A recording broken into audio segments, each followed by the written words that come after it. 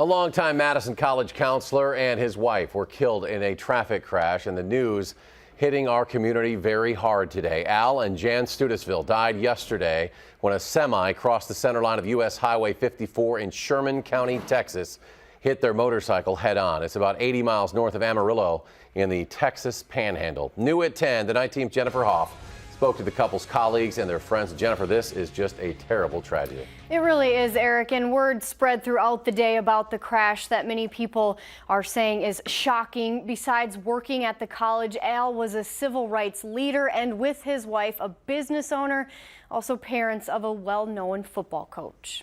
You know, they have put off following their dreams. Ask anyone. No one knows exactly where we're going. He had this just smooth, deep voice. Al Studisville's voice was as recognizable as he was. There just aren't the jobs out there. In past stories with News 3, the longtime Madison College counselor talked unemployment, but that voice was one of reason for students. He's going to really be a mentor, a coach, a counselor, and be able to say what the person needs to hear. I really started working with Al when I was young. President of the Urban League, Kaleem Kerr, called Al a mentor for 20 years. I would go to Al when I needed help with being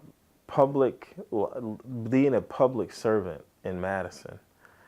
He's lived a public life, you know, in public service, and he just gives you great advice. The two founded 100 Black Men of Madison, a movement meant to improve the quality of life for minorities. This is an ideal time for you. Back in class, Al put people back to work through the Wise Older Workers program. I can't even tell you how many students he's probably impacted in a positive way over the years. Studisville and Geraldo Villacruz worked at the school together for more than a decade. I think people are just taken back by is that this really happened. He talked about starting a scholarship named for Studisville, whose voice may be silenced, but will live on in the minds of those he mentored. If you listen to him, you do pretty well. Very smart, very educated, and knew how to get a lot of things done.